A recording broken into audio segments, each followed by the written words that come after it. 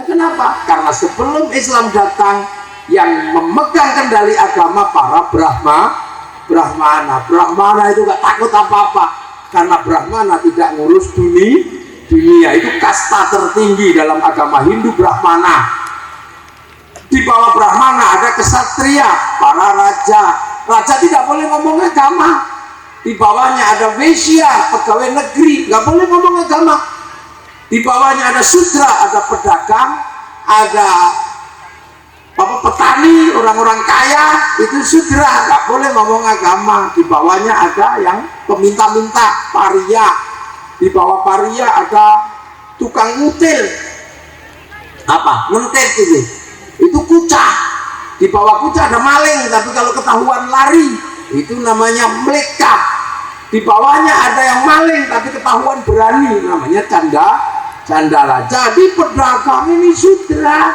Makanya ketika Islam disebarkan oleh para pedagang, orang Jawa tidak mau, orang Madura tidak mau karena Sudra. Makanya kalau ada mengatakan Islam disebarkan oleh saudagar, tertolak dalam ilmu sosiologi dan antropologi Nusantara. Tertolak. Lu yang masuk ke sini saja nggak bisa karena yang ngomong agama. Jadi harus benar-benar yang sekelas Brahmana, dan itu kelasnya wali. Makanya yang menyebarkan Islam para wali. Dan di samping para wali, Islam di Nusantara ketemu dengan peradaban besar. Ada peradaban Nusantara yang mempersatukan dari Sabang, Madagaskar sampai semenanjung Australia, sampai ke New Zealand, sampai ke sebelah Hawaii, sampai ke separuh Korea. Itu dipersatukan waktu itu oleh sebuah kekuatan besar, namanya kekuatan Singasari dan Majapahit. Dan yang harus kita ketahui, konseptor pemersatu Nusantara pertama kali adalah orang Madura, namanya Arya Wiraraja. Maka sampean juga bertanggung jawab kepada Nusantara. Jangan memulai perpecahan Nusantara dari Madura, karena Madura adalah yang punya konsep pertama kali tentang Nusantara, Arya Wiraraja. Sebelum itu menjadi Majapahit datang para ulama.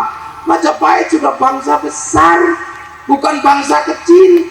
Kenapa? Karena bangsa yang memiliki segalanya adalah bangsa yang ada di Nusantara. Dari dulu bangsa ini memiliki segalanya. Makanya dari dulu bangsa ini bukan bangsa kecil. Jadi Islam datang ke sini bukan ketemu dengan orang barbar, bukan ketemu dengan orang yang tidak berperadaban, tapi Islam ke Nusantara ketemu dengan peradaban tinggi, sebuah kerajaan besar namanya Majapahit, punya kitab tata negara yang sekelas dunia, namanya Negara Kertagama karya Empu Prapanca, punya kitab hubungan sosial kelas internasional namanya Soma, yang di situ sudah mengenal berbeda-beda tetapi tetap satu jua. Maknanya apa? Sudah memahami ya ayuhan nas inna khalaqnakum min dzakarin wa untha wa ja'alnakum syu'uban wa qabaila lita'arafu. Sudah mengerti orang sini, sudah nggak ribut, antar agama sudah rukun, antar kekuasaan sudah rukun. Kenapa antar agama rukun? Karena perang agama terbesar pertama kali ada di Nusantara tahun 820, Hindu Buddha.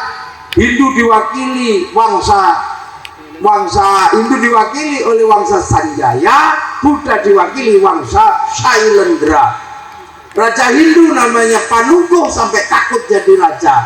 Raja Shailendra namanya Garong, semakin keras kepada Hindu. Akhirnya apa? Terjadi perang.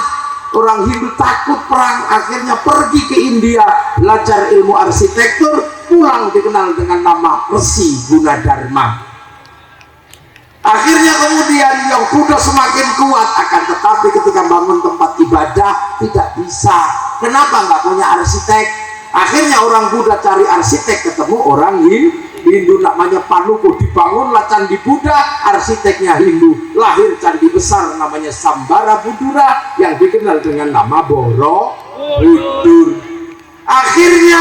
kemudian anak si Semaratungga namanya Pramodawardhani yang anti Hindu jatuh cinta sama Panuko yang orang Hindu. Sampean bayangkan, raja anti Hindu anaknya jatuh cinta sama orang Hindu. Akhirnya menikahlah anak Raja Buddha dengan anak orang Hindu. Akhirnya yang menjadi pewaris kerajaan Buddha orang Hindu namanya Panuko, bergelar Jawa Rakai Pikatan.